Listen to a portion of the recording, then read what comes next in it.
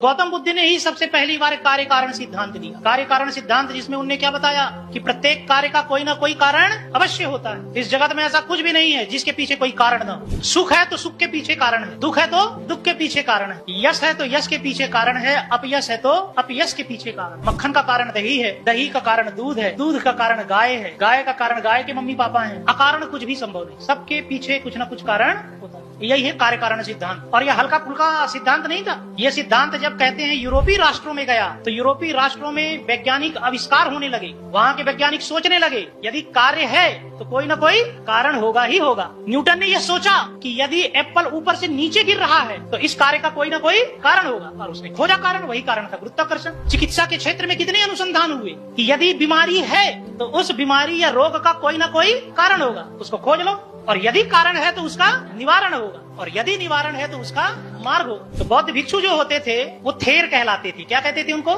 थेर। वो बीमारियों का इलाज जिस पद्धति से करते थे वही पद्धति कहलाई थेरेपी। और जितने थेर बौद्ध भिक्षु थे वो सब किसी बात को आस्था और श्रद्धा के आधार पर स्वीकार नहीं करते थे। वो तर्क के आधार पर ही, प्रमाण के आधार पर ही किसी बात को स्वीकार करते थे। इसे ही आगे चल करके कहा गया थ्योरी। आप इंग्लिश में पढ़ते हैं थ्योरी। थ्योरी तर्क और प्रमाण पर आधारित है, आस्था और श्रद्धा पर आधारित नहीं। तो कार्य कारण सिद्धांत ने तो यूरोप में कई आविष्कारों को जन्म दिया। कार्ल मार्क्स ने क्या कहा कि सर्वहारा वर्ग है, सर्वहारा वर्ग यानी श्रमिक वर्ग, तो उसका कोई ना कोई कारण होगा। श्रमिक वर्ग का कारण है गरीबी और शोषण, और यदि सर्वहारा वर्ग का कारण गरीबी और शोषण है तो इसका निवारण होगा। यदि निवारण है तो निवारण का मार्ग होगा। तो सर्वहारा वर्ग के शोषण का निवारण है क्रांति, मार्क्स ने कहा। तो उसने भी यही बात कही।